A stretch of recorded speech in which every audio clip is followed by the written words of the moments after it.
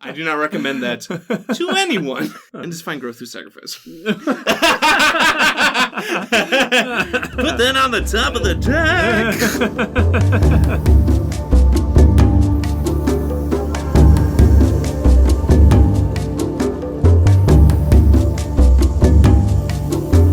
Welcome to the Kindred Spirit Podcast, a program completely dedicated to the board game Spirit Island. On this show, we examine and discuss every aspect of the game, whether they be general tips, in-depth strategies, or silly shenanigans. Today, we get into the data and comments that you all gave for Blitz, so let's get into it. Lightning special rule. Hey!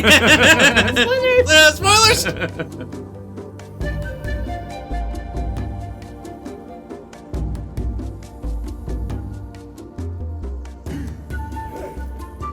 Let's waste no time and just get right into it. You remember this formula quite well. Doesn't it feel good to be back, by the way? We're back. It's like adversaries, but not with scenarios. Yeah, I guess we're wasting a little bit of time. Ooh, real quick, if you haven't checked it out, we were on a live stream, and this was... Yeah, that's true. Obviously come out after the live stream. Right. Isn't it funny how Blitz Part 1 was recorded like... 4 or 5 weeks ago. But we had to wait for comments. We had to wait for stuff, yep. And it was just funny how things happen. And then the gift card series was like, I'm here. And we're like, ooh. And so I have to restructure life. Anyway, much like the adversary series, we're going to be looking at the data that we've accumulated from our surveys, both the comments and the data that we got. In this case, it's Blitz. And Blitz is just the kind of scenario that has just a very lighthearted kind of feel like, yeah, it's Blitz. It's Blitz. It's not like some serious, crazy thing to get, like, super in-depth on and whatnot. Heck, when we asked for the survey at the season opener, it was just like, guys, it's Blitz. Like, remember, have fun with it. That's what it's here for. I feel like that's what scenarios are for. Right. For a lot of them. Let's just have fun. Something different. So, check us out, I believe, on Handelabra's Twitch or their YouTube. Yeah. And you can... I think it goes to their YouTube, like, a few days after. Right, but by this time, it'll be up. Oh, yeah. Yeah. By the time this airs, yeah. Right. So go and check us out. I don't want to spoil anything, but we played a tough game against Brandenburg, Prussia. It was a game, yo. It was a game. One of the games of all time. Yeah, and that literally one for the books. And trust me, that doesn't mean it was a win. It was just a tough game. It was one for the books. Yes. And in many ways, I was right, okay? Ryan? I'll say that. Yeah, not just in one way, in multiple ways. Maybe we can hash out some other time if you all want to hear about it. But that is not what today is for. And I'm buying a new headset. Didn't we say we're going to waste no more time? Alrighty, let's go. Blitz. All right, just like last time, we got a bottom 5, a top 5, and some fun data on the side. Oh, wait. There wasn't a whole lot of stuff for the bottom 5, so we just have a bottom 3 instead. But hey, you just got to roll with the punches you got with the data you got in. Bottom 3. Sure. So for Blitz, this is one of those scenarios where it is not so critically important to know who actually is the quantifiable best and works for this one. So the question that we asked for this one, as you remember, is just, who benefited the most? Who changed the least? Just, because I don't think anyone's actually struggling with Blitz to the point where they are turning to guides on how to beat Blitz. I haven't seen many. I don't think you will ever see such a thing, which is why we didn't ask for like these crazy in-depth things, because y'all, it's Blitz, okay? So, we're going to go ahead and last time, just like we said with the adversary series, we have a list of a top 5 and a bottom 5, and when applicable, honorable mentions if the numbers go that way. In this case, we do have a top 5. The bottom 5 actually was more like a bottom 3, but that's just how the numbers came out. Yeah. So, let's go ahead and see what you all had to say with who changes the least, or is just the least benefited with the Blitz scenario. Oh goodness. What is this? A 6-way tie? Yeah. People were undecided. Hey, that's fine. Every now and then that happens. So, in third place, with 11%, for the least benefited by the scenario, we have Keeper, Many Minds, Sunshine River, who? Serpent, Base Shadows, Sadness, and Memory. Huh. Let's go through it. Keeper, I think you can sum this one up in about like a sentence or two. Keeper doesn't really have energy problems. So Many Minds is Yeah, many minds, their entire hand save 1 power. It's fast, which you get money for, so I don't think mine should be on this. They are friggin' rich. We'll just ignore mine. We'll ignore mines. Which is fine.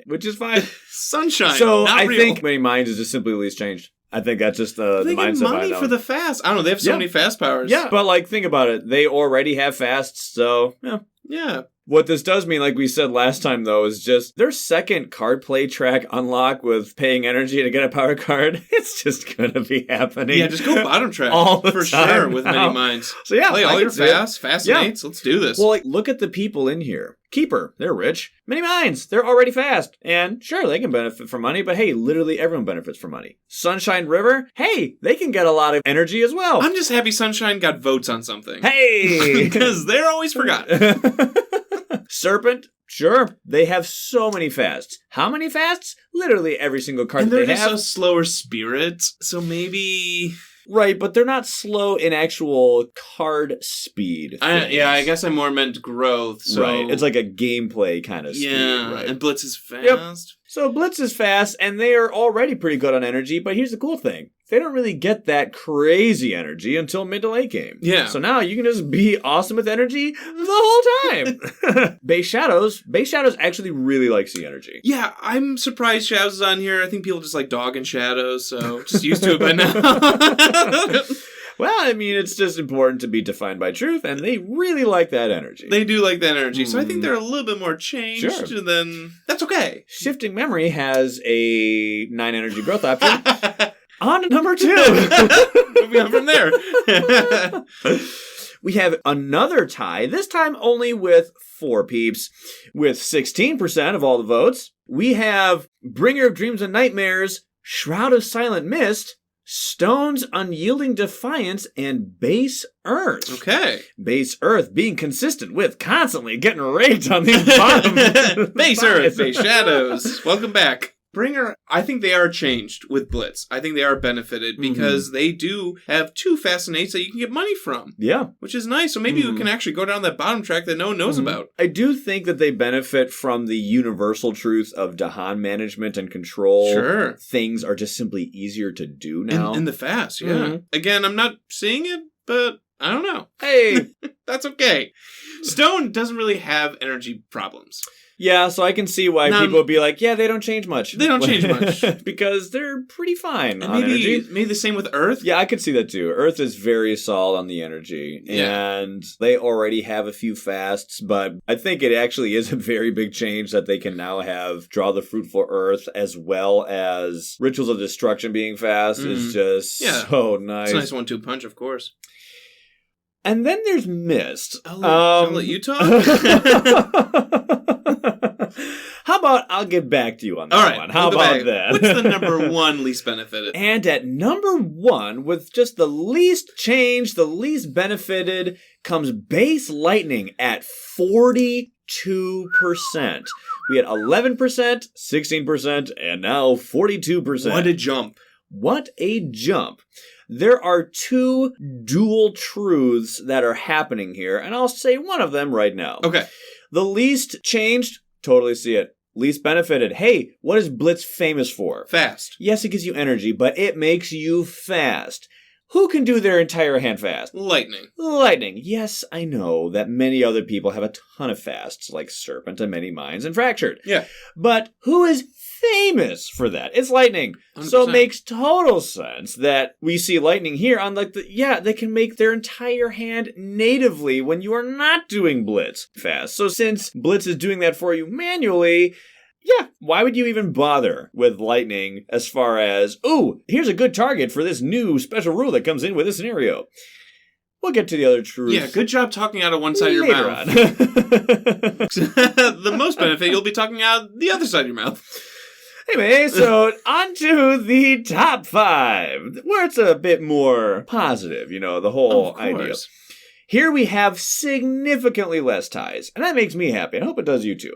Coming in at 5th place, we have a two-way tie between Fractured Days Split the Sky and Thunderspeaker with 18% of all the votes. People just like being able to use Manifestation of Power Glory fast. Do you really blame them? Can you fault them? Do you really blame them? They're like, I can do that now? Mm-hmm. So I see why that would be useful. That would be useful. Because remember what we said about, Daha and Daisy Chains? Who does that and who appreciates that the most? Thunderspeaker. It's Thunderspeaker. For sure.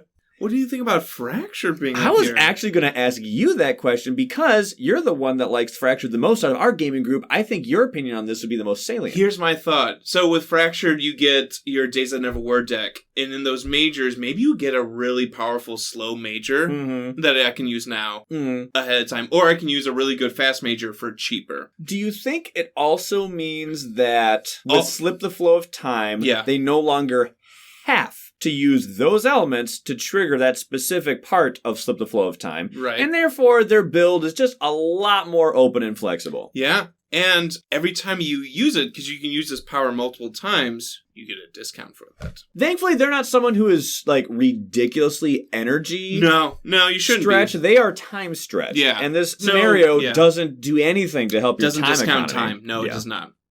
Coming in 4th place at 23% is Shroud of Silent Mist. Weird. So let's talk.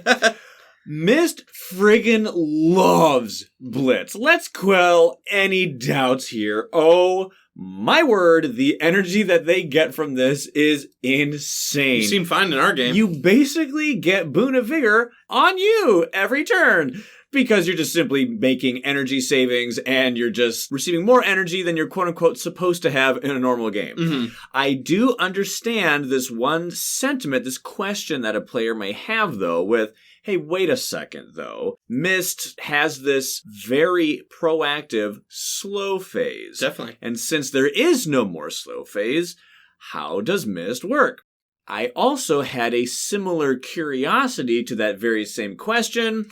Once you play as Mist in Blitz on your first or second turn, you're going to be like, oh yeah, not a problem at all. Oh my word. You literally do the same thing. You just do it earlier. Because they're still exploring. So you can still scoot right on in with your innates and still kill people. And you still have lands to milk. You seem to adjust very fine. And it's a curiosity I think Mist players will have. Because, the bad guys still function the exact same way. Mm-hmm. But don't worry. You will click on your first turn, second turn, you'll be like, oh, this isn't a problem at all. Yeah, there's a recentering of the rules and everything. Because you also have now money. So those awesome powers that you have that you would need to play in order to stay ahead, you can afford all the time. Do you have a Reclaim 1 on your track? You do. So thankfully, it is not so bad, at all. I actually could go on a little bit more on this just to wax eloquent. But we got a lot to get through here. We do. And I think the majority of what I've said has been covered already. So I'm going to just move on to number 3. Number 3, the bronze medalist. Here's a tie, but the last one. Hey, look who it is. We both like this. At 27%, Base, River, and Sharp Fangs. Look at River being on top 5 again. Look, both of these characters controlling. Yeah. In Sharp Fang's case, the energy is nice. Like we said, literally everybody looks at the bonus energy and goes, yeah. Well, as you've said in the past, you can get Ranging Hunt every single turn. But it's control that is amazing here. River's like, oh geez, I can do that fast? Yeah. And Sharp Fangs is like, oh, I can do Terrifying Chase or Teeth Gleam from Darkness before Ranging Hunt? Ooh. And then get money for Ranging Hunt every single turn. And then get to Reclaim. And then a Reclaim again. 2 reclaims. Who would have thought? You will notice, by the way, that anyone who really likes bottom track is gonna like Blitz. Oh, yeah. And anyone who usually doesn't like bottom track can now do bottom track. And a lot of these spirits are strong bottom tracks. Mm-hmm. River Reclaim, Fangs Reclaim, Mist Reclaim, right? Yeah, seriously. With River, I think, like you said, the fast control is awesome. What's really cool is the Flash Floods, which is your most expensive card, with 2, now becomes 1. And that doesn't seem like a huge difference, but making it half goes a long way, especially when you can just shoot down that bottom track. Because you also have 1s that are now 0s. Exactly. And now you have 0s that are negative 1s. Mm-hmm. So Boon of Vigor, you can target yourself, and it's actually not that bad if you target yourself with it. So now there are pricier cards that are more valuable because of that Reclaim 1 on your power track. Speaking of power tracks, one thing that people often forget, you shoot to 4 card plays with River. Cool, now I can do max massive flooding every single turn. River can get to 5 card plays. I think people often don't remember that or don't focus on it. 5 card plays is insane, and you are getting energy from River's Bounty when you make Dahan. You can be getting energy from Boon of Vigor if you target yourself, or just by playing its -1 so you gain an energy. Now you can start playing majors with 5 card plays. So River, already a strong spirit. Yes, Blitz makes it stronger. And I think I'm a little bit close to the mic, so I'm going to lean back a bit. Sorry. Hey everyone, Editing Ryan here. I just want to come in here and inform you that this episode was the last episode that was recorded with the previous microphone setup. Therefore, if you are noticing a difference from what you heard last week to this one, it's because this one was recorded before the acquisition of new equipment. Furthermore, to help understand the crazy timeline of things, it is episode 57 that is the very first recording done with the new setup. A setup which we are still very much figuring out and in no way have perfected. So when you eventually get to 57, you'll notice probably the biggest difference in sound levels and the like. To bluntly summarize everything I've just said, episodes 55 through 58 are where we acquire, install, and test out a new microphone setup, so that time span will be one of varying audible consistency. We appreciate your patience in the matter. I just wanted to help you understand why the sound varies from one episode to the next. Alright, back to the show. All right, so our silver medalist coming in at 36% of all the votes. You know, I think this is probably a good time to talk about that other thing that we mentioned before. That other dual truth. The one of, if a spirit has a lot of fasts already, then they hardly get changed at all. Here's that other side of that coin. That spirit is now going to be friggin' rich. So our silver medalist, many minds. Yeah, do they have the most unchanged, like, fast powers? Obviously, lightning They can make literally anything. have one. They have one slow. So they have 2 fast and 8s, and then 4 fast uniques. And then they have ever multiplying swarm. Which is slow. So, do they need Blitz to speed them up? No. But what does this mean? It means that many minds can go for majors almost ASAP. Yeah. This is probably why they changed the most. 6 fast powers. Yeah. That's crazy. Yeah. I mean, they're just raking in finder levels of energy at this point. Insane. Many minds is broken on this. Right. And in the exact same way, our gold medalist at 40%, that's literally 4% difference. 36% to 40%. Few votes. We could lump them into this conversation too, because it's lightning again. Fast. So, Many Minds was 3rd place for the least changed and 2nd place for the most, and lightning was first on both. Why? Let's reiterate that dual truth again. They're already blindingly fast, so making them fast has no difference there, but now they are so much richer, or at least getting a lot of discounts, which changes their gameplay significantly. In Lightning's case, the thing that's so great is it's just like, hey, Raging Storm is actually useful. Now it's 2 instead of 3. And you're going to be getting bonus energy from other things. True. So, affording 2 is just simply a lot easier. And with Blitz sending out an extra explorer, now Raging Storm, you can take out multiple explorers. There you go. Doink! More targets. More targets. So, I have this little rule for myself, which is when it comes to Raging Storm, for me, it is... Are we playing France? That's my rule. most efficient, and the bang for buck is worth it once I kill at least 3 or more invaders. Yeah. For me, personally, that's like my personal self-imposed rule, where I'm like, okay, now it's worth it if I killed at least 3 or more. 2 explorers, it does feel bad. I feel guilty. Like, oh. However, when it's 2 energy, that goes to, now if I'm killing 2 invaders or more, that little self-imposed rule in my head gets changed to instead of 3 or more, it's 2 or more. And now that it costs 2 energy and I have a lot more energy on my plate to work with, it makes it significantly better. Now they still need power cards, of course, but just from the energy things, it's just like, yes, they're already fast, so they don't need to go fast on the thought process of, do I benefit from this speed change? Heck no. Many Minds, same way. Literally one card. Hey, cool, fine, sweet. It's the energy that makes him crazy. Many Minds doesn't really struggle obtusely with energy. Literally any spirit can be abused if you go for mages too early for that, of course. But like, they're not historically known for energy problems, which is why for them having the silver medal, it means they can just go ham with They can mages. go crazy and just play mages every turn. So, the bottom 3 and the top 5 once again are, for the top 5, Fractured and Thunderspeaker in 5th place, Mist in 4th, in 3rd place, Base River and Sharp Fangs, Many Minds in 2nd, and 1st place, Base Lightning. And the bottom 3 with our 6 bronze medalists, or Fool's bronze medalists, I should say, Keeper, Many Minds, Sunshine River, Serpent, Base Shadows, who actually benefits, and Shifting Memory. Our Fool Silver, Bringer of Dreams and Nightmares, Mist, Stone and Base Earth, and the Fool's Gold medalist, Base Lightning.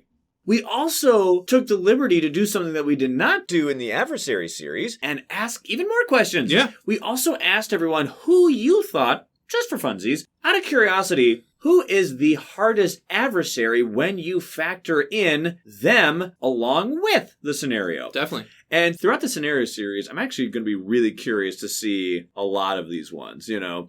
I wonder what we're going to get for Guard the Isles Heart. Anyway, I think I know what's the worst. He caught the joke. We have a top 3 for you here, and we only have one tie. That's in 3rd place. Amongst the voters, you all thought that England and Sweden were the toughest adversary here. To be specific, 10% of all the voters thought that it was England and Sweden made it the hardest. Once again, not that it is critically important, but it's just helpful to articulate that when it comes to these adversary things, the assumption is made on our end that we are talking about each adversary at level 6. Mm-hmm. So England, obviously with all these adjacency builds and extra build tiles, when you start the game with Blitz, and they basically have a turn before you even do anything. How about that extra build? Yeah, how about that extra build? It's like they're already building that capital, which is fun. Remember how they have in the Hallway of Sadness, which is just a fun name for those cards that go down the line, that additional build that they have before the Ravage, the card has to get there first? How about we just speed that up and we get that card into that 4th spot as fast as possible? Yeah, a little bit quicker. And then Sweden, so obviously there's a turn 1 Ravage now with Blitz. Yeah, and need we remind you that Sweden starts everywhere. It starts everywhere with extra damage. On your coast? Yep. Are they in the middle of your board? Yeah. Yep. With cities. Are they all the way in the inland? Yep. You could probably flip the Blight card turn 1. You know, that wouldn't surprise me. Yeah. With the whole double Blight thing. Double Blight. Well, Blitz gives you extra Blight. I mean, it could happen. It could happen. Well, they give you an extra Blight. Yay! And they also give you a Ravage turn 1. So. Nice. With extra damage. Hey, thanks for that. I agree with the voters, these being high. Yeah, that makes sense. In similar fashion, our silver medalist here, I think, makes a ton of sense. But it's not what I actually would have thought initially. Oh. I mean, once you explain things, they all make sense. Yeah. This goes from 10% to 20%. Literally double. And that is Brandenburg, Prussia. I think a lot of people would have assumed BP would have been the gold medalist here. Why? Aren't they the fast peeps? I was about to say, there's only 8 turns and you already lose a turn with Blitz. Let's make them faster. Let's make them faster. That's too fast. It's a simple thing to understand, but like, yeah, I mean, Brandenburg, Prussia in a normal game without Blitz is already pretty fast. It's already hard and fast. Remember how you had 8 cards to deal with before? How about a functional 7? And now turn 1, half of your lands are ravaging. Because it's 2 different types. Because it's a stage 3 Nice. card. Yay. So on turn 1, you're like, I haven't grown yet. Oh, everything's ravaging. Yeah. Perfect. I think a lot of people would have assumed that Brandenburg, Prussia would have got the gold, and I very much see the emotion of why they would have been at number 1, the gold medalist here. But there was someone else. England and Sweden were 10%. Brandenburg was 20%. So, with surprising revelations, do we make the claim that our gold medalist at 57% is France. Oh, wait, nobody's surprised at all. Explain what can happen during setup. Now we can lose on turn 1 even faster. Now you can lose before you even place them on the board. Nice. Yay, buddy. Their first setup build. I already lost. It's the setup. Oh, my word. Giving France extra explorers and giving them an extra action. Yeah, extra build action. Oh, my word. Honestly, if you were on the thematic board with max level France during Blitz and you actually finished turn 1, I think you deserve the t-shirt. I survived France thematic Blitz. Thematic turn 1. Yeah, that's gotta be some type of achievement. That's insane. It's quite a simple thing to understand. France loves getting their towns out there. Furthermore, if they have a ton of explorers out there, need I remind you that they have extra explorers and Blitz is giving them yet another one. And they go and build all of them, save one, town. Convert into towns. So it's like, here's the one thing they do, and let's enhance it. I completely see France. Yeah, I didn't know it was going to be this wide of a margin because Brandenburg, Prussia, 57. You know, it's literally difficult more with than France. double. Yeah, that is quite huge, but I could see people's emotions behind it now. Oh yeah, I mean, once you analyze it, it makes sense. But it's just silly to see that the gold medalist is literally 3% away from both the bronze and silver medalist combined and doubled. Wow. Wow.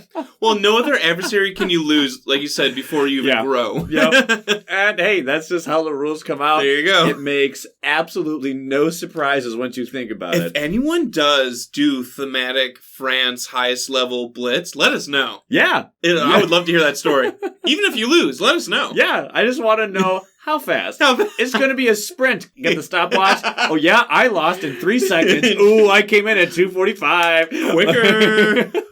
This is not the race we want to win. It's still winning. All right, that was the data. Let's go ahead and check out what you all had to say. The comments. Woo! First one comes from Ray. Hey, Ray. Blitz is an interesting one, but it takes too much of the strategical prowess of the slow phase away from me. Completely valid. People love that slow phase, Ryan. I love that slow phase. You taught me to love that. You love that slow phase. Yeah. It is entirely valid. It becomes like I can be clever and think ahead. It really is a different experience. Yeah. The moment that you take your first and second turn and there is no slow phase, you're like, wait. What? We're at the growth phase already? Okay. Many Minds players are like, what's different? Yeah, no, seriously. There's like, no rules have changed. I get more money? Cool. I gotta say, there is such a catharsis and such a strategic fulfillment when you time something well. I love it. And that is honestly why the slow phase is so much fun. Because you do have to work around the whole bad guys are going to operate after my fast. Mm-hmm. So even if it's something as simple as blow up a town, but there is no town. Not but yet. There will be a town. Yeah. Then they build that town. Then you blow it up. You're like, yeah. It's fun having slow powers like, I don't know what I'm going to do with these. TBD, you know? Yeah. We'll figure out what happens with Honestly, there are so many times where I'm like, okay, I'm playing this for elements, and these two for their actual effects, and for the ones I play with elements, I'll just cross that bridge when I get there. Yeah, exactly. And then you're like, oh, I'm so glad I played this. I was thinking ahead. Perfect. Right. And with Blitz, you just don't have that anymore. Yeah. So completely valid. Entirely valid. Wintermute comes in and says, great topic. I really enjoy Blitz. I'll just go ahead and say it. Blitz is straight up detrimental to Shroud.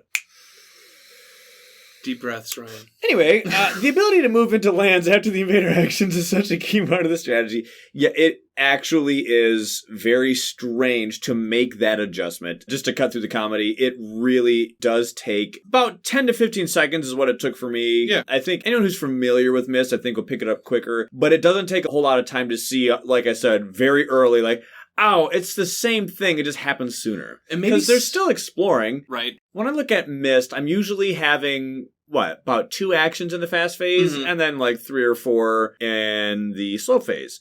Well, now you're just doing 4 consistently in the fast phase. And some people seem to really like that power in the slow phase. Trust me, that I get reaction. it. I've seen it from Ray and Wintermute. Right, what I was saying with Ray's comment about the whole catharsis on making this work in the slow phase.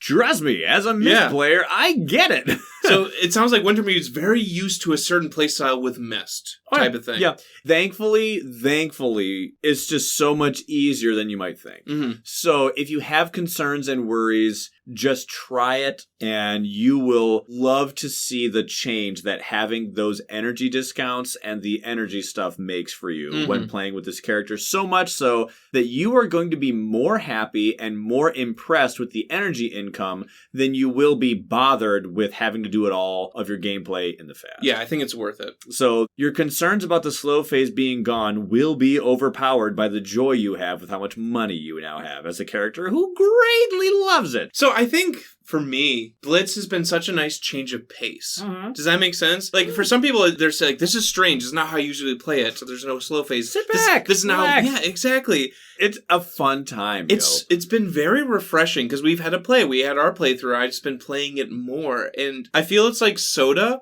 I don't drink soda a lot, but it's nice when I do. It's a weekend beverage. You know what I mean? It's like it's like a weekend lunch, and I have my chips and my sandwich, and I have a nice soda pop right there. Stupid question for you. Yeah. I had this debate with a friend one time. I just couldn't believe him. What is the undisputed GOAT for floats? Oh, root beer. Root beer. Thank you. What? It's always root beer. Is there another... They were Did someone saying say like that a Sprite Pepsi float. Ugh. First of all, Pepsi's gross. There's only Coke. Okay, and like, ew, a Mountain Dew float? I've heard of that. Ew, that sounds weird. If you're unaccustomed with this what episode this is sponsored by root beer floats. Barks your mug, though. Ooh. A&W. Yeah. Trick question. So a float is simply ice cream, usually vanilla flavored ice cream, in a glass, and then you pour root beer into that glass. And the way that beverage mixes with ice cream, it creates this creamy, frothy foam that is just so great. It's delicious. Is it a sugary delight that's kind of an indulgence? Totally. But someone said like, I'd love to have this. And he said this name, which I already forgot, which actually makes sense because how stupid of an idea it was. Yikes. Pepsi? Are you kidding me? And then he said, I needed a Mountain Dew float. I'm like, now you're just being heretical. I have heard of one. I'm sorry I forget the name. But there's a way that you can use a fruit-flavored Fanta soda and do like a grape-flavored float or like an orange, kind of like a tangerine-flavored float. I do like Fanta. I would be willing to try it. Yeah. But root beer floats are the GOAT. And I'll allow a cream soda as a substitute. Not bad. Preferably A&W, but... That all being said, Ryan and I are aware how great this game is, like how it normally is played. Yes. We know that the fast and slow phase is a lot of fun. But Blitz is a laid-back indulgence. Yeah, it's just something, like you said, it's a root beer float, man. Yeah. Kick back. Yeah. Enjoy it. Don't have it every day. You've earned it. It's not healthy. But, which is why you have it once, maybe every 7 to 10 days. I was about to say, every once in a while, play Blitz. Yeah. Try it out. And after with a root beer float. After that Max Brandenburg Prussia game, I could use a time to there you go. Sit back and just... When push comes to shove and you have to calculate things to the friggin' letter, that's a lot of brain power. It is. And hey, if you've normalized that and you're a player who literally crunches those kind of difficulties all the time, awesome. But, it's just like, sometimes. Mix it up a little bit. That's all we're saying. Yeah. Next comment comes from P. Meckles. I say France is the hardest matchup, though it was a toss-up between that or Brandenburg Prussia. Makes sense. And that's our top two.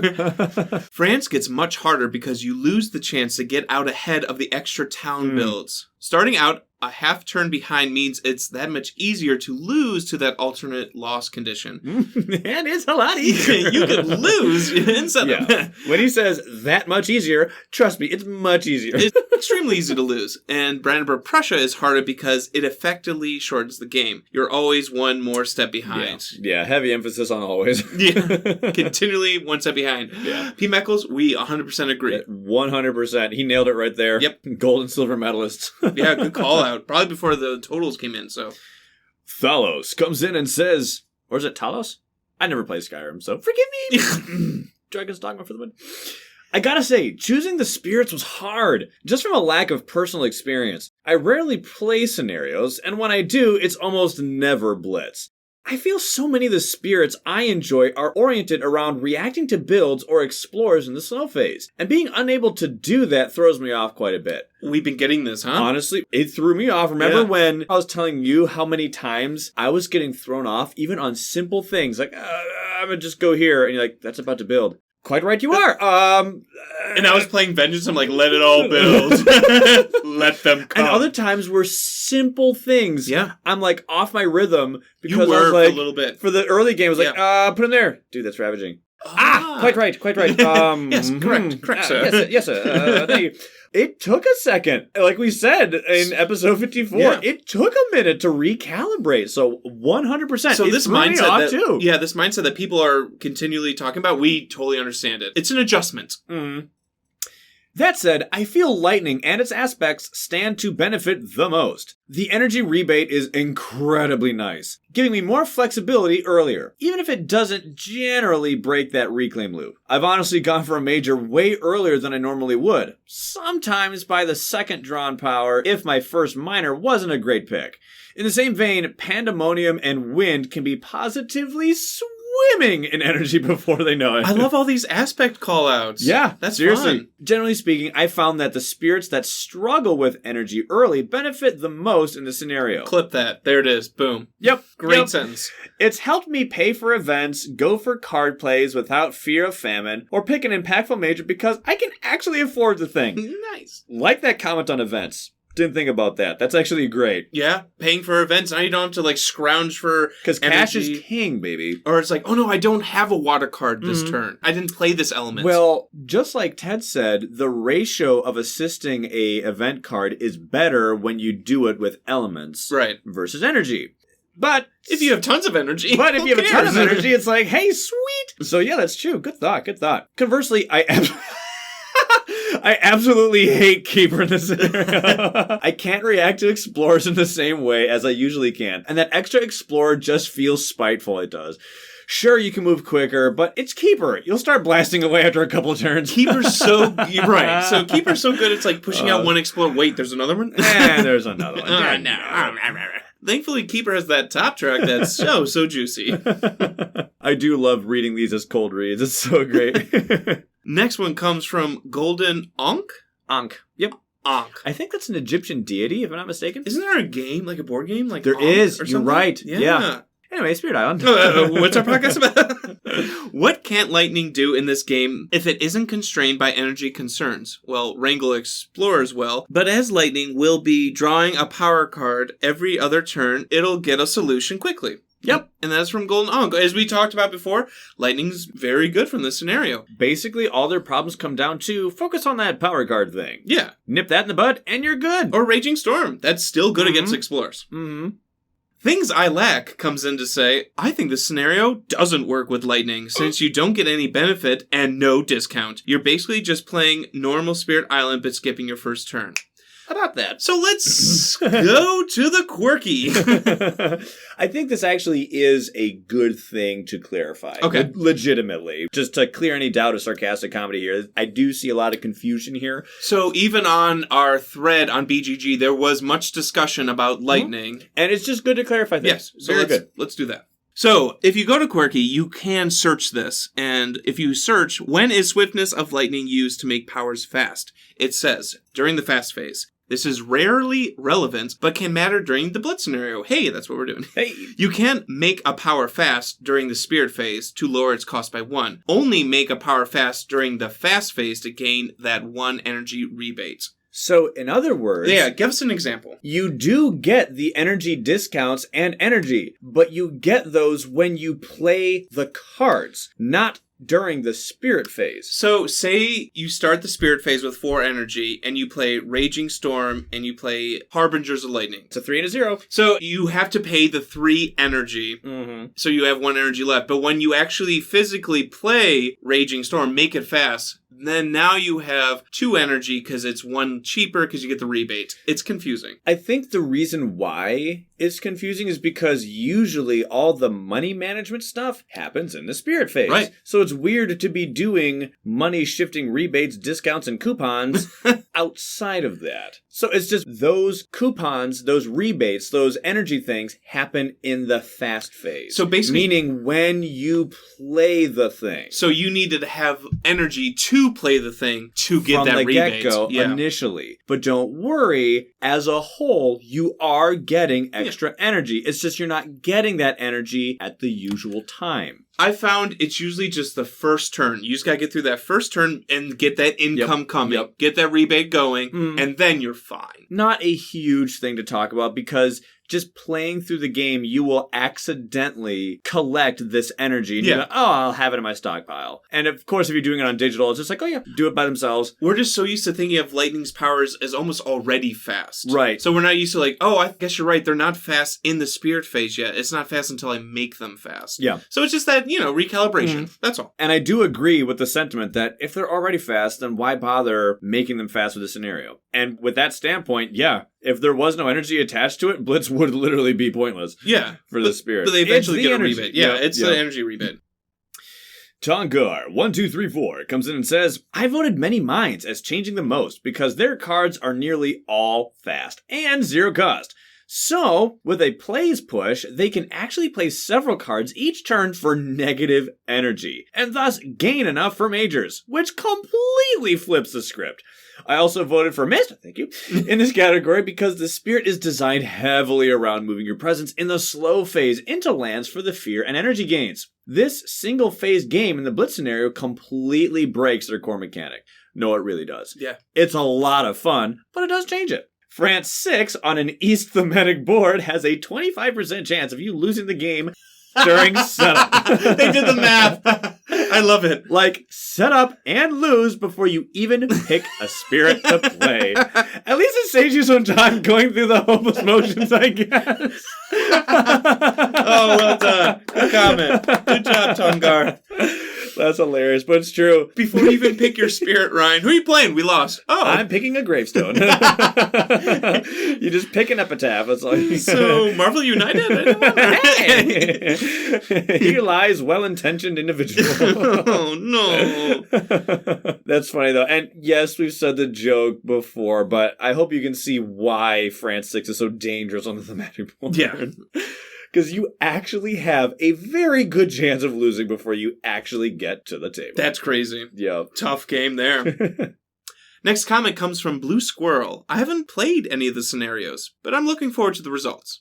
Nice. Okay. Well, here are the results.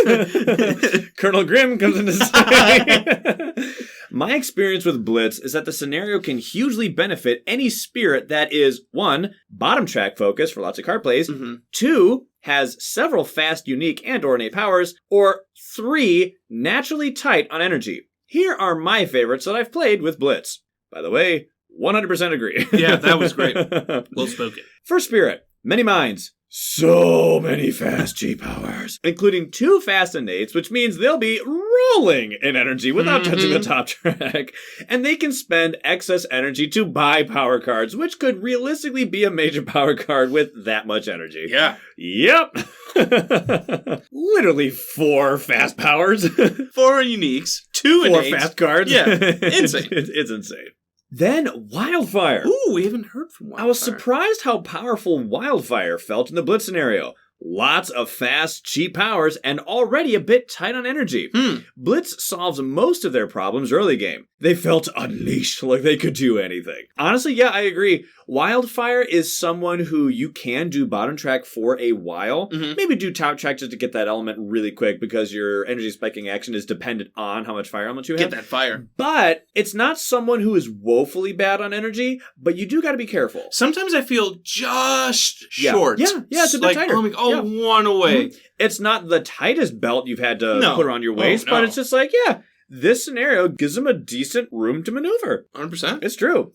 Next one, Trickster. I find that Trickster frequently needs a little more energy than they have to in a normal game. 2 fast innates in Blitz means that they'll be able to sustain that 3rd card play, and 4th, earlier in the game than they otherwise would. And excess energy can be used to throw around more strife with their special rule. True.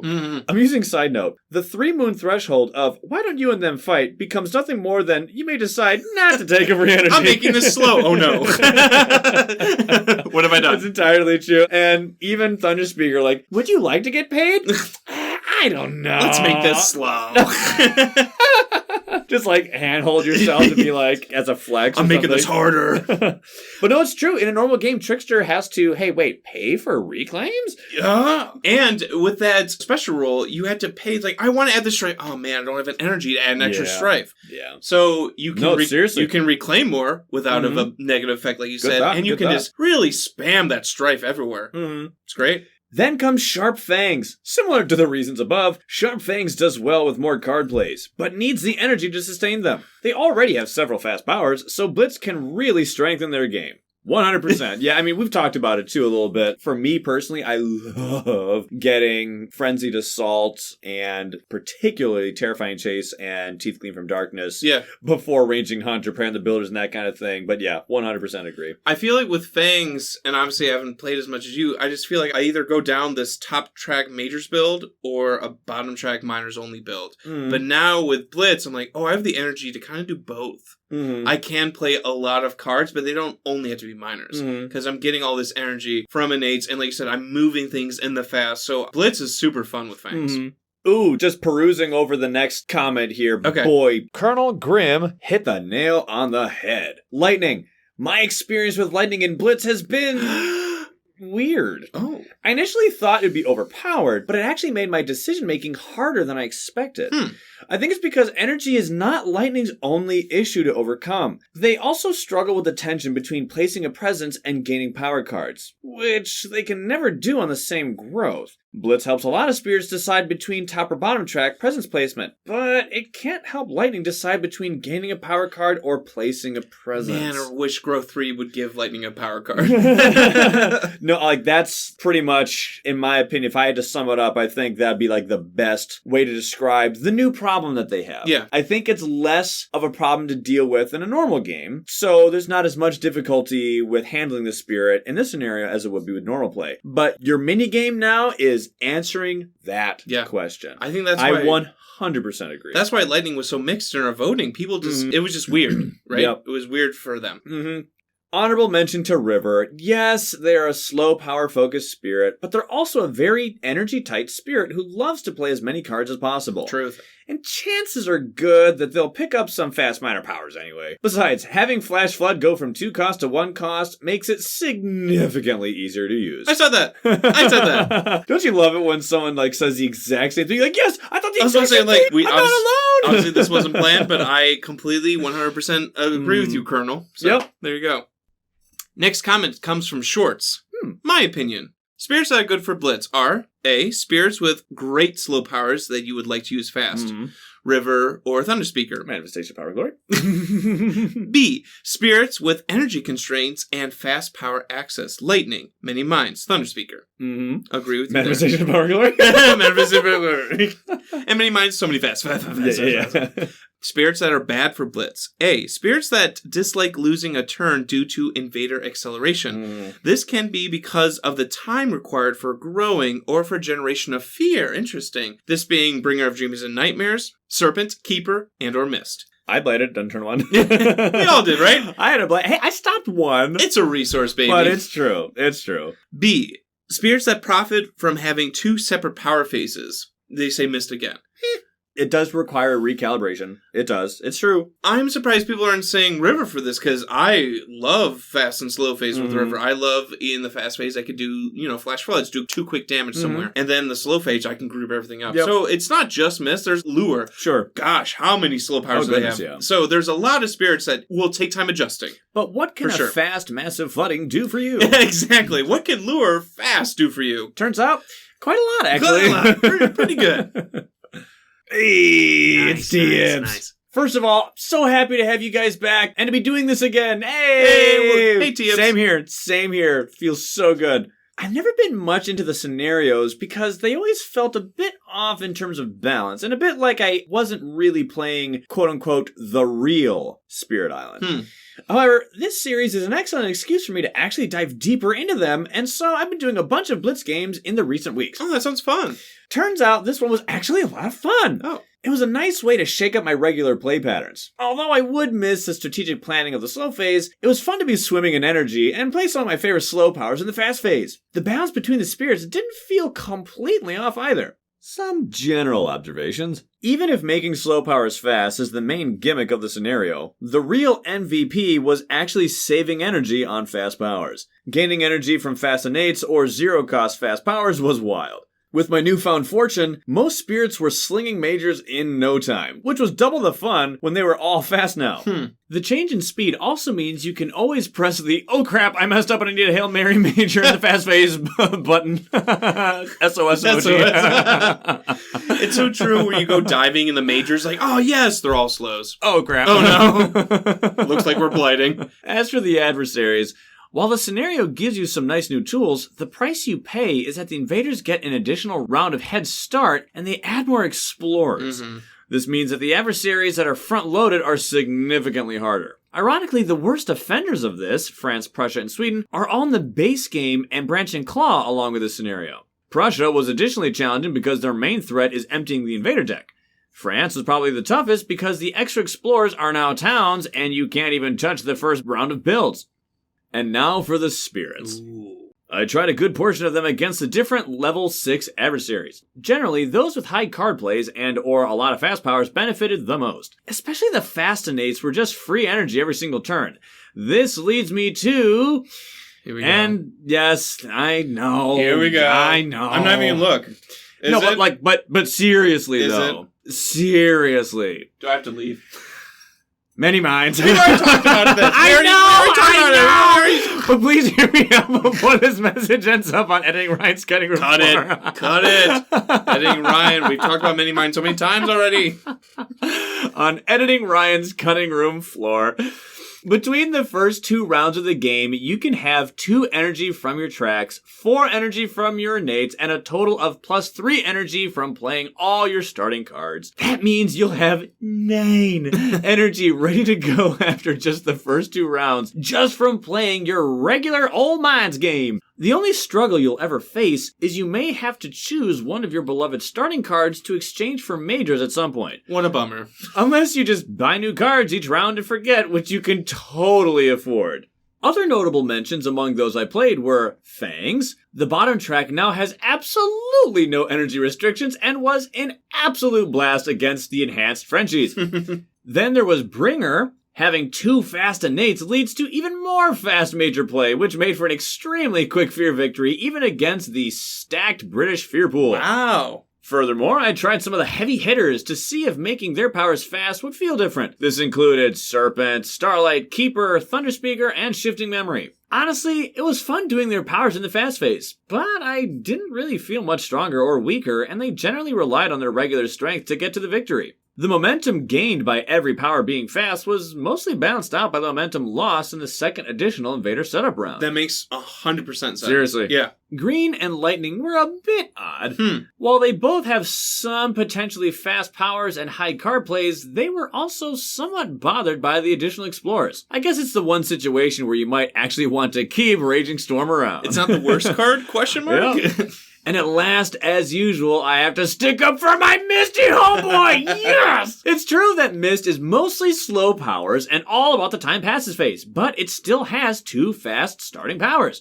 That bit of extra energy meant that I didn't have to rely on card draws for energy. So apart from reclaiming, I could double grow every single round, getting me to Mist's late game in no time.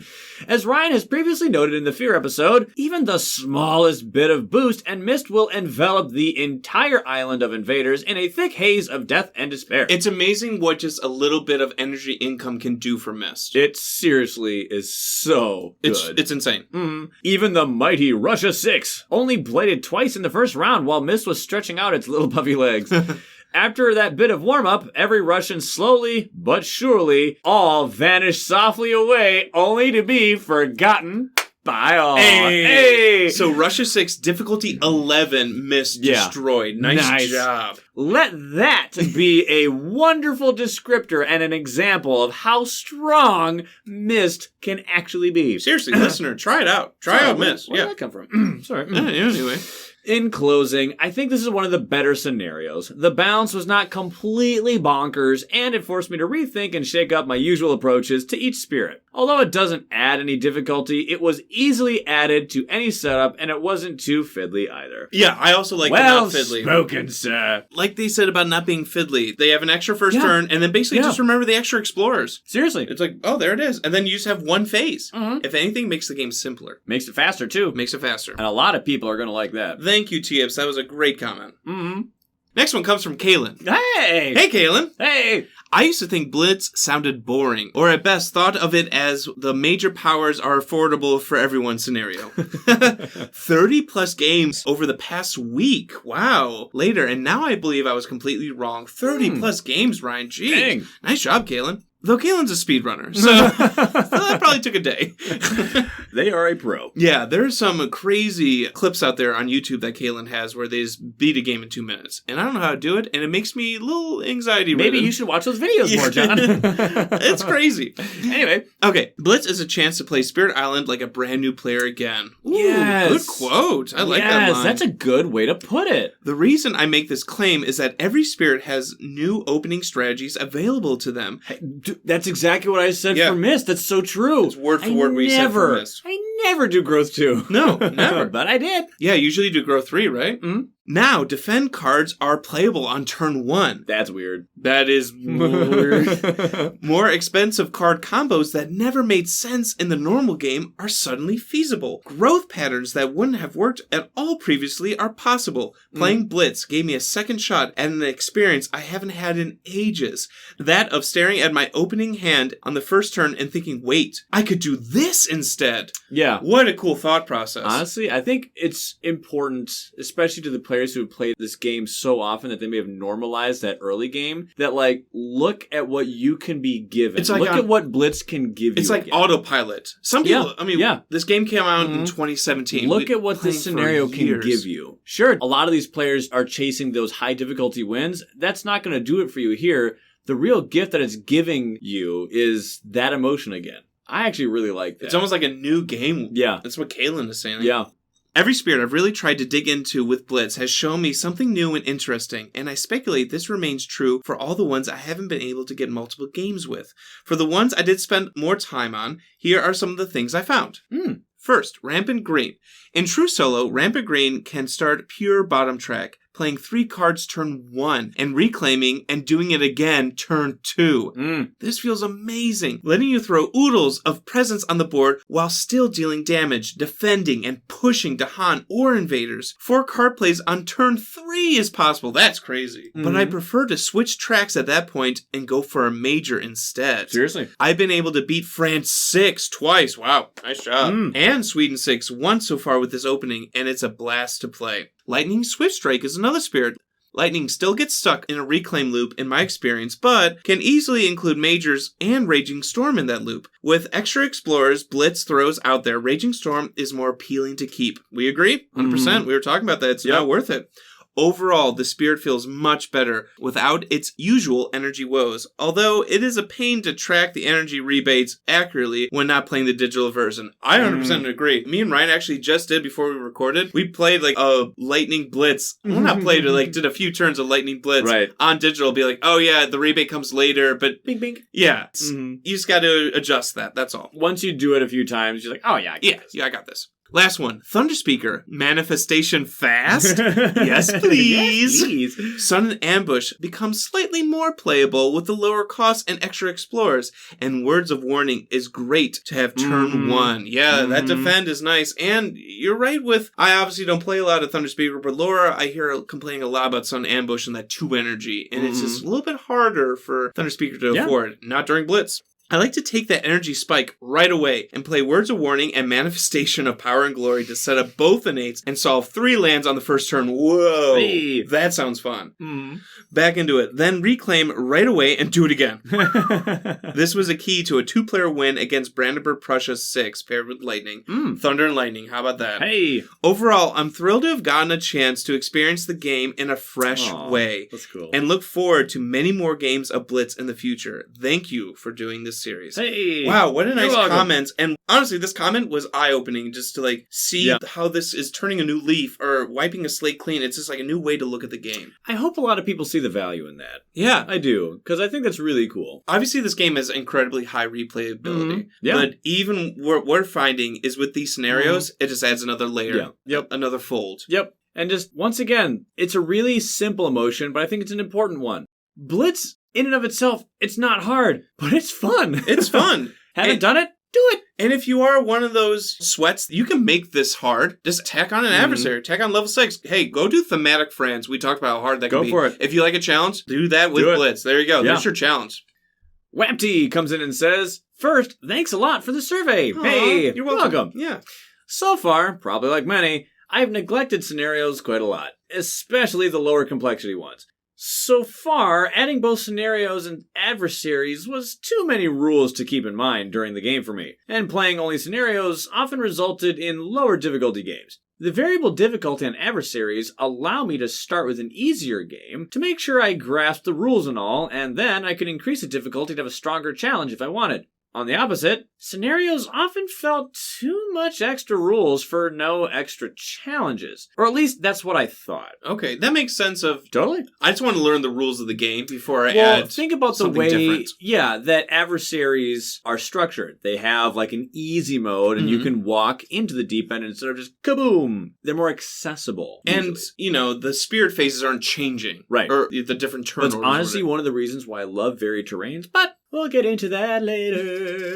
So this is the reason why I have completely ignored Blitz before your episode and surveyed. Hearing about it motivated me to have a try, and the results were amazing. Nice. The scenario is actually not much more rules, which is great, so it is easily combined with an adversary. Yeah. And the effect on the game is just crazy. It forced me to completely rethink the early game, which, as a result, completely changes the way the spirit is played. The power played fast is really great to start grasping the spirits, which I did not understand so far. And the cost reduction allows for some spirits to go heavy on card plays, which is always fun. I've only started to play with Blitz, so which spirits were more or less affected by Blitz was more of a blind guess on my side, but the easy answer is the adversary. France is just on a different level with Blitz, at least below level 5. The extra invader from Blitz does so much work for France on turn 2. This plus the extra invader play on setup, we have to sort the town problem from the first turn. Yeah. I've tried 3 times so far, twice with Mist and once with Vengeance against France level 3, and the early game is just crazy. While I felt much more confident with Mist than Vengeance, I was still really struggling to understand that spirit. The only game I won of the 3 was actually with Vengeance. Nice job. One of the 2 games with Mist, I actually was not able to pass the 5th round. I was expecting the extra energy to be enough to stop France's crazy progression. But I have found that the 2 deal 1 damage to each invader power cards are in fact great, but it just seems not enough. And the innate comes just too late. On the other side, Blitz Vengeance was a huge discovery for me. Oh. The disease early is huge to slow the nasty build from France on the early game long enough for the engine to work and start dealing crazy damage from all the disease, which I could afford to keep. I think that what blocked me with Vengeance so far, beside being a Blight Spirit, which is difficult to handle for me, is how restrictive the spirit is, at least to start discovering it. Before Blitz, I always felt I want to deal damage, but I lack the presence or the Blight. With Blitz, I could react quicker and avoid the brain burn of planning few turns ahead. Now, I feel more confident to try again without Blitz. That's good. I have not tried yet, but I would assume that Blitz actually makes France level 5 easier. The extra Blight on the card actually allows to put 3 Blight per player on the adversary card without blighting, which seems quite great. Not sure if that enough to compensate for the invader, though. Boy, I hate It's slow true. healing ecosystem. I was about to say, that slow healing ecosystem is so I hate it. fair. So overall, it was an amazing experience and a huge discovery in a game I started to know already. Wow. The scenario increases the feeling of entanglement and pressure for the player while reducing the brain burn of having to plan a few turns ahead. It was also an amazing way for me to rediscover a spirit I tossed aside, that being Vengeance. I will definitely play with it again now. Thanks for a lot of the tips, by the way. Wapty, what a great comment. Hey! Love what you said, kind of what Kaylin was saying, how Blitz is just making you see the game in a new way. And it can reframe the way you think about a character, even when you would go ahead to play with that character without Blitz. Yeah. I think that's really cool. And if they are now discovering Vengeance, who is kind of a forgotten spirit sometimes, how great is that now they're going to play Vengeance more? And they kind of cut their teeth with Blitz for Vengeance, and now they're going to play a more normal game and see how that goes. So I love to hear these kind of stories. These are great. Virginia comes in and says, Volcano can daisy chain by using its innate slow to add presence before booming with the innate fast to be able to do even more damage. That's a great idea. Yeah, no, using Furnace of the Earth prior to explosive eruption. Just add a few more discs on top. And then get a bigger explosion. So you can just maximize that damage. So I guess I didn't think of this because we were discussing in Blitz Part 1. We were going over the spirits and how they were affected. Yeah. I didn't think of this, and I was thinking like, oh man, I'm bummed I missed that daisy chain. That's a cool... Because that's a really cool one. I think because, one, Laura plays offensive spirits a lot. Like we've talked about Ocean. So you never get to... I don't get to play Volcano a lot. And I've noticed in our local meta, for easier medium level players, they'd like Volcano. Yeah. I think it's easy to grasp. So again, another way of me not being able to play Volcano. Yeah, I just don't think that's something that you're going to think about. No. Because that never is the case. But now it is. But now what it a is. fun way that's that Blitz fun. changes things. Yeah, I like it. Thanks, Virginia. Last comment comes from Many Windmills. Hey, Many, welcome back. I know who that is. For spirits that benefit a lot from this scenario, I want to focus on shadows. Love shadows. But to more a refined examination, big words, foreboding shadows. He's butting you up. More refined. And now we're talking about foreboding. Most of us are aware of shadows' energy deficiencies and their dependence on growth 3 in the early game. Boy, are you preaching to the choir. That is so true. That's okay. I was mid-drinking my Snapple, but yes. Blitz really gives foreboding shadows a boost because now shadows has 2 fascinates. So true. May I add 2 fascinates that aren't difficult to trigger? As Ryan and John have said many times before, 1 moon can do for you. What can 1 moon do for you? Yes. I forget what episode that was in. Preach. But you've said that before in the past, Ryan. As have you. Basically, you are now gaining 2 bonus energy every single turn. Also with foreboding, fear equates to control. But a lot of Shadow's fear happens in the slow. Crops Wither, Favors Called Due, Mantle of Dread. Not so with Blitz. No longer do you have to plan ahead and wait to generate fear to trigger foreboding. Yeah. That's a good point. It's instant. Yeah, it's all instant. Plus, foreboding is probably the best fear spirit in the game that doesn't need to rely on a fear victory. I personally think they are the best tier level 3 victory spirit in the game because of this consistent fear that's generated, plus massive amounts of control of the invaders. And plus Crops Wither and Fade. Oh my goodness. I was about to say, we're missing one, right? I can't tell you how many Terror 3 victories immediately Crops were secured because Crops Wither got played. It's like, and last city. And we're done. So that's a good point. So losing a turn to Blitz and the speed of the game shouldn't hurt too much. But if you haven't tried Blitz foreboding yet, I say give it a go. I agree with that. As a parting thought, I want to give a brief shout out to John. Whoa! I will count myself as one of those people who shoved shadows to the bottom of the spirit pile collecting dust. I thought they were basically a worthless spirit. Then I heard the France episode and the All-Stars episode. I saw John's write-ups about foreboding on Reddit BGG, how he took a D-tier spirit and beat every adversary level 6 true solo, even England 6. That wasn't fun. I do not recommend that to anyone. And just find growth through sacrifice. Put that on the top of the deck. Don't invalidate your win. I'm just kidding. He didn't use cheese teams or the considered top-tier spirits to achieve victory in high-difficulty games. Instead, he chose the Castaway and breathed life into them. Thank you for inspiring me to give Shadows another chance, and frankly, to have that mindset with other spirits I had originally given up on. It has completely changed my perspective on so many spirits, but especially Shadows. I love what this podcast has done and continues to do with the meta of Spirit Island. Flip it on its head. Because after all...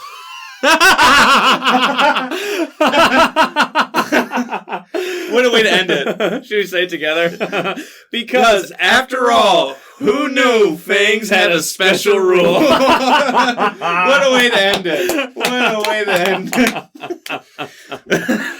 Oh, That's hilarious. I will say, it's not our intention to, like, destroy the meta. No, it honestly isn't. If that happens as a symptom of our existence, so be it. We're honestly just trying to have fun and maybe learn something along the way. Yeah, and maybe... We try to acknowledge truth and just point that out when we think it's being ignored. Seriously. You did really harp on the special rule of Fang, so that was good, and now people are understanding it. Like I said, it's just a simple truth that I don't think should be ignored. I think there are many in this game. That was just one of them.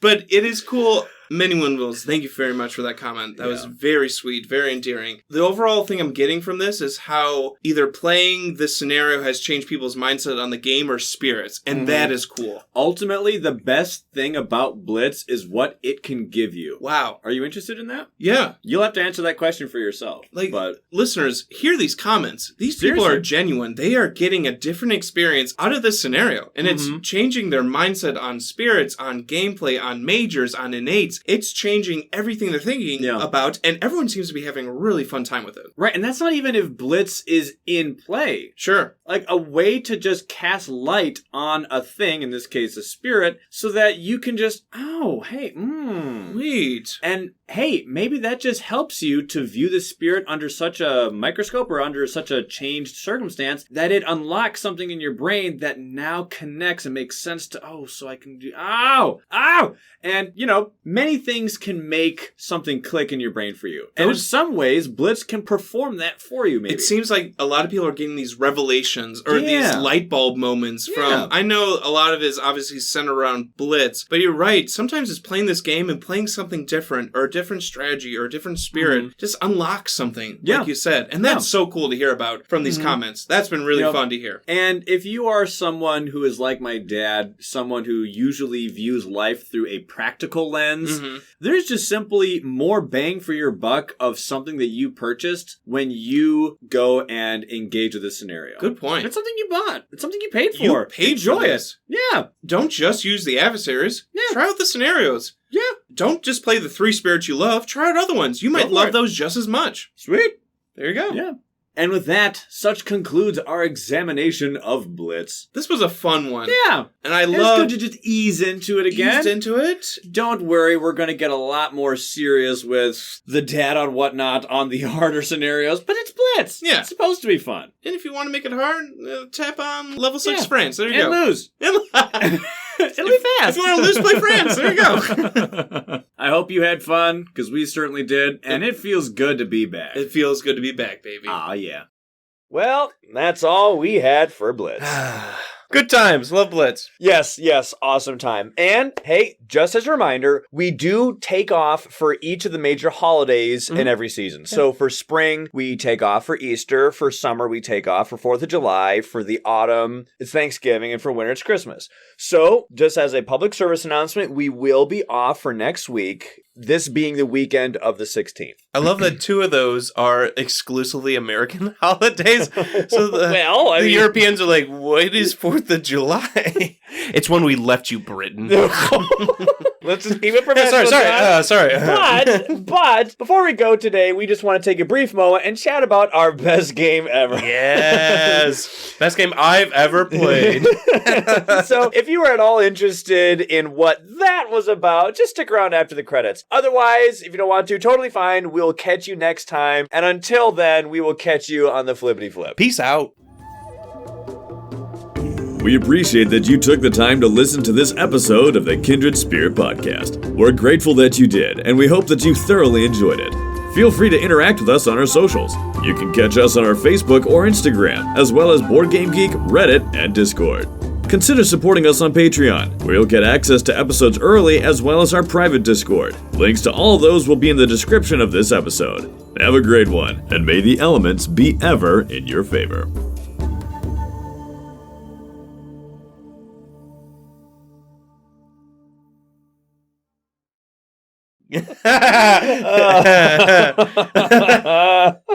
Is there anyone we didn't fool?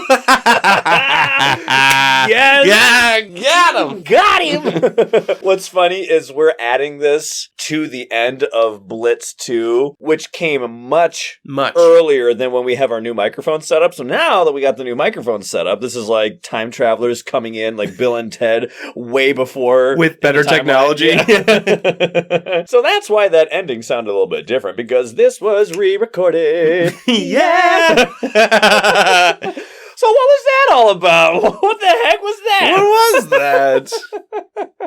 Did you listen to the end? Seems like a lot of you didn't. Hey, yeah, I mean, there was an after credits scene on Best Game Ever. I mean, when you are a content creator and you have a credit scene on all your content, right, and you do put stuff there and you want it to be a surprise so you don't announce it, it's always just like, I wonder how many people are actually going to hear that. Hasn't Marvel trained us to wait until the very end? Perhaps that is a first world condition that we should be aware of. Yes. But yes, also the YouTube viewers would have caught that because there was a visual transition from... with a funny picture of us laughing. Yep. So let's just talk about what the heck that was. Yes, that was an April Fool's thing, and boy, that was so much fun. Let me just tell you, that was just so much fun to come up with. We were getting energetic at the idea of it. Yeah. And yes, I want to give full credit to you, Ryan. That was all your idea, at least for that to have the fake battle report. That was a great idea, and I was along for the ride. What we did, obviously, last year when April Fool's came around, we had the convenient time-saving catch-up episode.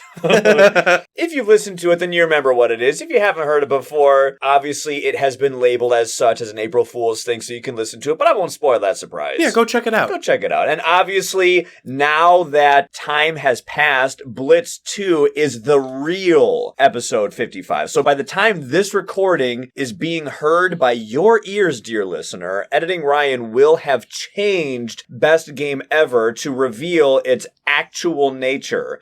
Its name and thumbnail will have been changed by then. Mm-hmm. And that's exactly what we did for the April Fools of last time, too. It was literally labeled at launch something else. But then, in post, we changed it to, hey, this was the April Fools episode, because a lot of the context of this humor and comedy is because it was supposed to be released on this day. Mm-hmm. And so, since that no longer is a setting for future-proof stuff, it should be labeled so that you can know what it is. But we had to label it at launch with the thumbnail of, hey, this is episode 55. We had to trick some, right, so that it feels and looks authentic. Genuine and authentic, like you said. Was anything real?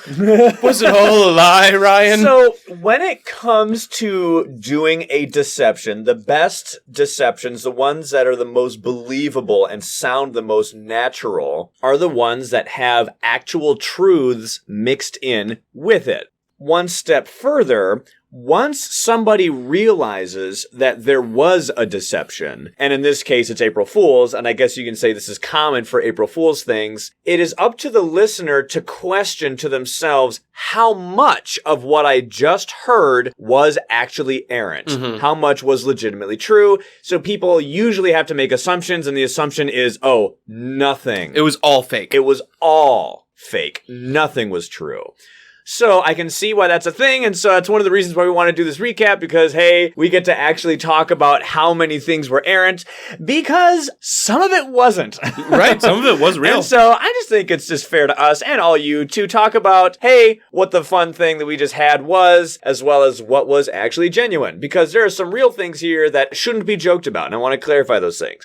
So, as if you can't tell, but never hurts to just reiterate, the microphone difference, that is real. We still have very much have real. 2 microphones. And even since then, I now have my boom arm in front of me, and John has his, so we have taken that next step. So that is very much real. Mm-hmm. Even now, there are 2 mics in the studio, and we have shock mounts on each. Right now, we are tapping right on the table right now. We're even pounding on it. You can't even tell. Before, it was like... The last time that we have a mic on the table is for Dahan Insurrection 1. you and Laura have one on a boom arm, but mine is still on the table. Right. And you will be able to tell that even in the opening joke. Mm-hmm. You'll be able to tell. And now, that is a thing of the past, baby. And I'm actually kind of glad. Onward and upward. Oh my goodness. So the mics and the acquisition of them, that is very much real. Also, the weekend report, the illnesses, ailments, and negative... The house fire. all that was unfortunately real. Yeah. John was actually sick. Yes. And yes, all those things, the car accident, the food poisoning, my neighbor's house, all of that was real. And I want to come in here and clarify something really quick here. What was funny was the amount of things that happened to me. That's what was funny because of just how many things over and over and over again. Wow, life just keeps pouring on you sometimes. When it rains, it pours. My neighbor's house catching on fire, that is not a joking matter. No. And I want you all to know that that's not funny. I'm not going to joke about that.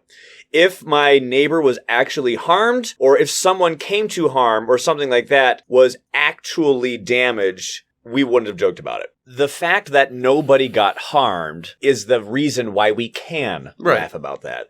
But I just want to clarify, that is not funny. The fire in and of itself and the risk and the actual frightening reality of we could have been damaged. Frankly, it's a miracle everyone was okay. I mean, we were legitimately very fortunate that it was home. 20 degrees that morning, which means that the fire wouldn't have spread as fast as it would if it was maybe like 50 or 60. The wind was going the other way. That is not funny. That whole ordeal in and of itself. What was funny was the cavalcade of unfortunate events that happened to me because it was just ridiculous. Within like 48 hours. Right. That is what we're laughing at. Okay, just wanted to clarify that really quick. That actually happened. You can ask our patrons. Yeah. Because I've shown them the pictures. We're not making this up. You saw it on the way in today. Oh, yeah. My neighbor's house is charred black right now. That was not made up. That actually happened. The only things that were completely errant was the game. Was the best game ever. Was the best game ever. Was the title. Did the game actually happen? Heck no. No. Didn't even happen. We're just like sitting in your living room. We literally just sat here and let's construct a game and how it would have gone. So we had to think of what things happen in a game. We actually looked at our battle reports from notes in past episodes. Yeah.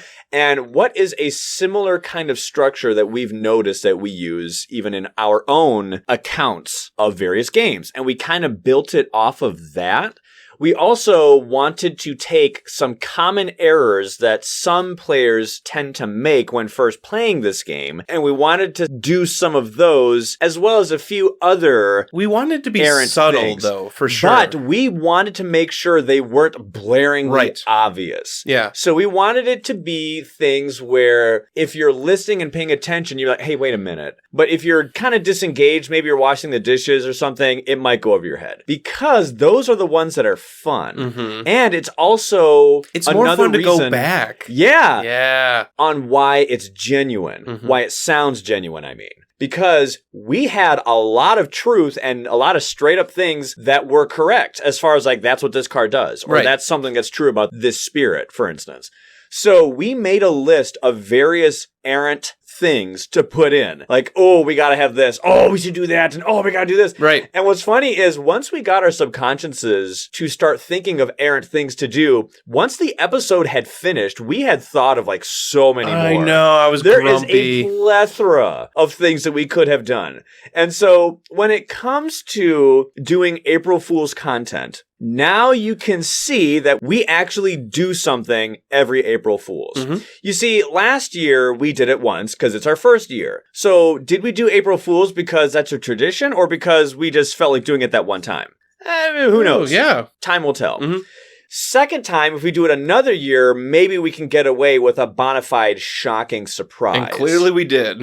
But now that everyone knows, oh, they're going to do something, now people are going to expect it. Now for future April Fool stuff, it's just going to be silly topics. They're going to be genuine in the fact that we're going to be taking them seriously, but it's just going to be about something silly or something about it will be unorthodox or unusual.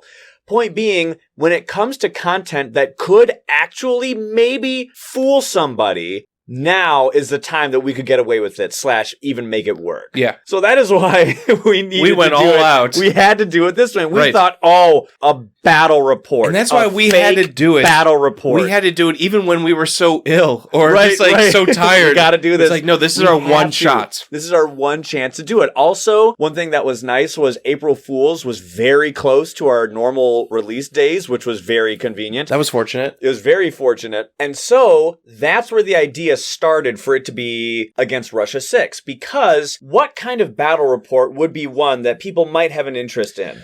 Oh, Something our worth Russia warranting. 6 rematch. Because that was the only adversary that took us out. The only one that we lost to during the adversary series. So it would make sense that we would record an episode about it. Yes. So it would make sense that we would interrupt the schedule because we said someday we're going to get back to that. Russia was the one that got away. So it was a thread that we left hanging a year ago. Oh, what a perfect cliffhanger to resume. So there is already a willingness in the listener to believe it's genuine because I remember they talked about it. And I remember they said they were going to go back at some point. I'm like, we can use that. We can use perfect, this. Perfect. So that's where it started as far as what to do for content. And we have a lot of other really good April Fool's kind of content later for future years. Oh, I'm excited for our silly episodes. But like I said, as far as actually fooling people, that's one thing versus, okay, it's just going to be a silly topic. But silly topic taken genuinely. If that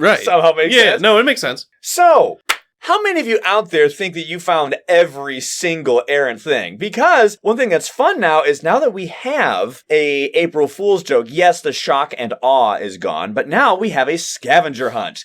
How many things were in there? Because a lot of it was true. A lot of it wasn't. So it's up to you to find the correct and incorrect. So what we're going to do now is we're going to talk about the clues that would have given away that something was up and the red flags that could have / should have been popping up in your head. Be like, hey, wait a minute. Wait, what? And so if you want to go and try to find them all yourself, now is the time to stop this recap and listen to Best Game Ever. Because we're about to divulge all the specifics on how many there were and where they are. So if you want to go ahead and find it, go ahead and resume this later. Go and listen to it because we're about to proceed into spoilers about where they all are. So if you want to do that, that is your official warning, and we shall proceed. Here we go. So, what were the clues that something was up? First clue was that the episode was released on the wrong day. We're always Saturdays. It's always Saturdays. We release on Saturdays, not Fridays. Also, it being the 1st of April was a big clue. April 1st. Is there anything tied to that day? Now, I will grant, being a international program, one thing that is difficult sometimes is realizing that a content creator is in April Fool's while you yourself aren't. So, for instance, there are many YouTubers of various channels that I watch where, for me, it was March 31st, and I'm like, what? They're ending their channel? No. Oh, wait, it's April 1st over there. Oh.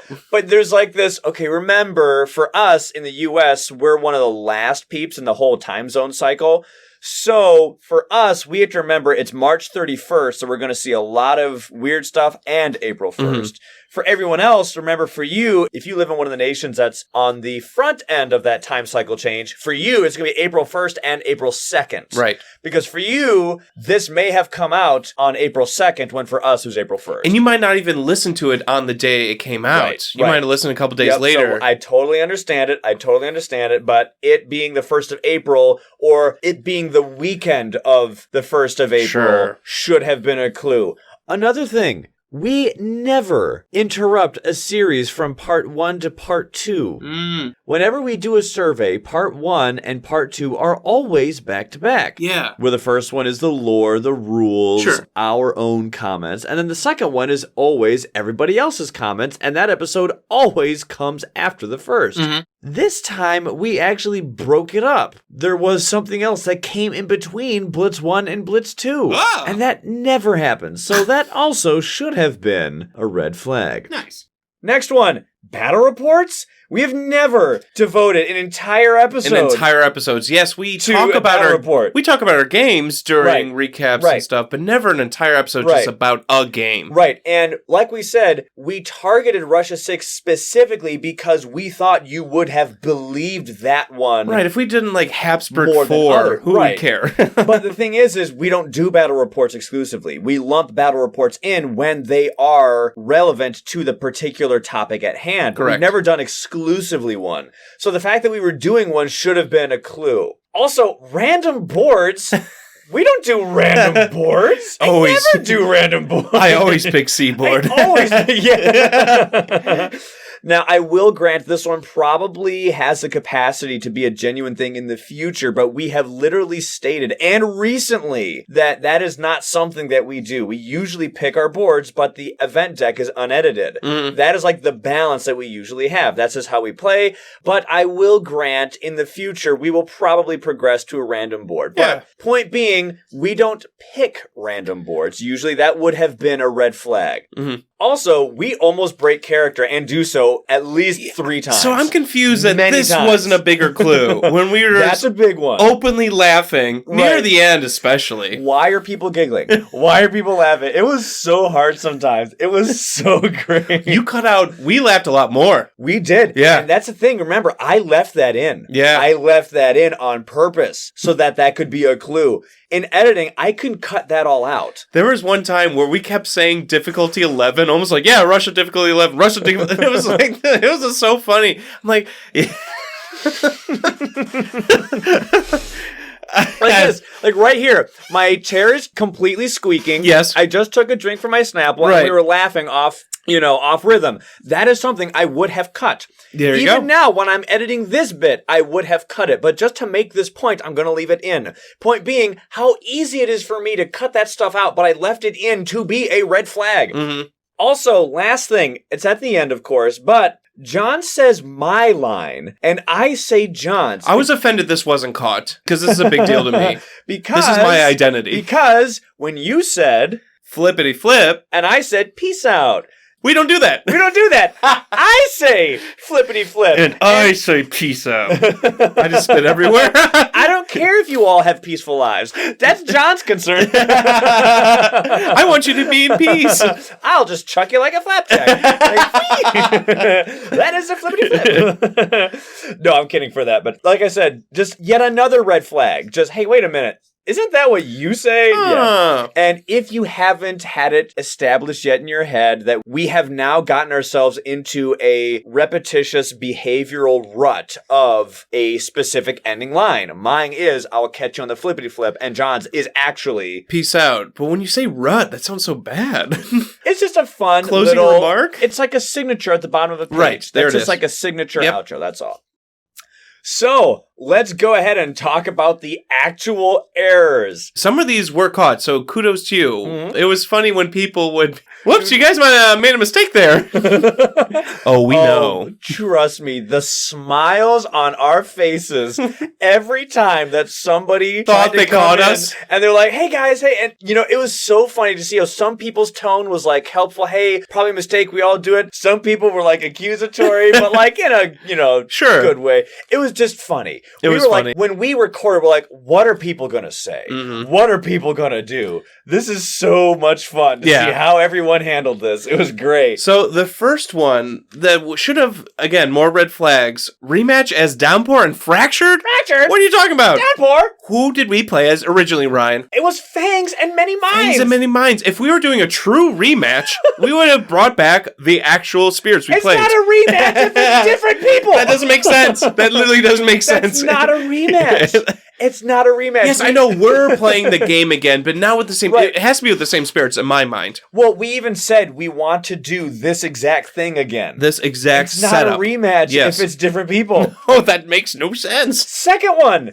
A lot of people caught this one. Elemental Boon cannot stack elements. Common error. I see a ton. That is a common one. We specifically targeted this one because this is the Achilles heel for many beginner players. Were we playing with fire? Yes. Were we having fun? Yes. Oh, this is perfect for me. I love this next one. So, I kept switching boards between D board and C board. I started on C. to D board, then back to C. And then I started on C board. And we clearly said C board. We clearly said C, and I talked about how much I like C board, and then we talked about the Explorer. We had wetlands, coastal lands, which sucked for me. I'm on B board. Sucked for you. I was on D board with 2 coastal wetlands, right? How the heck did you get to D board? How does that happen? We weren't playing with an extra board. It was my starting board. And then at the end of the game, we go back to C. John, at least you were on C board. Oh, that's funny. Oh, that was great. Yep. Next one. We had the wrong version of Sea Monsters. This is infamous. The only card that has gotten booted from the game is Sea Monsters and has been replaced by another version of Sea Monsters. And what did we talk about during Sea Monsters? We talked about its fear. So here's what's it's so great. We actually didn't intend for the second one. The second one was an improv thing, which was hilarious. So, Sea Monsters caps out at 8 fear. You cannot get more than 8 fear. And we from said, your beast, right, that we had 11 fear, which is above the max. So that should have been a red flag. However, the improv thing, that card allows you to get 2 fear per beast. How many did we have the first time? 7. Second time? 11. How does that work? You literally cannot get odd number fear with this card. You can't. So we're like, what if we said, okay, the first one has to be under the threshold of 8. Right. The next one has to be over. And we're like, oh, what if it was odd? What if it was 11? What if it was 7? You can't get 7. You can't get 7 from fear from your beast. Do the math, folks. That was the 4th thing, and 5th, technically. The next one was Guardian Serpents can't be repeated. Now, this is a little tricky. A few people caught it. A few people caught this one. Can't be repeated by Downpour because it's a spirit targeting power. It targets a spirit. It can't be repeated by Downpour. Which is another new player error I see a lot with Downpour when they're playing Downpour. Is errant, repetitious specificity. Only land targeting. Land targeting spirits. You can't do that one. Our 7th one, Foundation Sink into Mud can't kill explorers. Even though we just said it goes against buildings. That was a brief one, though. You snuck that one in. That was an improv. That was an improv one. You snuck that one in. And that was just said really quick. Yep. But we literally defined the card as only against buildings. And hey, every now and then, it's helpful to wipe out a land, clear the explorers. Clears the explorers out. You can't do that. You can't do that. I liked this one. This one was fun. Next one. So Ryan talked about pulling Gift of Power. Yes. And I talked about the majors I pulled from Gift of Power.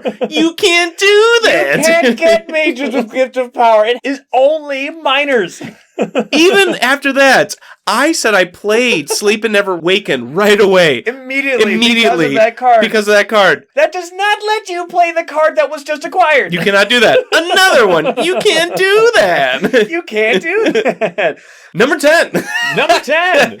We talked about Sky Stretches and how it was making powers fast. Yes. In fact, multiple powers fast. Multiple. Weird. It can't do that. You can't do that. Only one power. We talked about how it made foundations fast. And Gift of Power. And Gift of Power fast. It can only do one. You can only do one. Another tricky one because people think Lightning's Boon. Yes. Where it can make 2 things fast. Right, but that's where it differs because it can change a fast to slow instead, but only one. Only one. And then it gives you range. But yeah, that was another one I didn't see a whole lot of. That one slipped past people. If somebody caught that one, nobody verbalized it to me. Yep.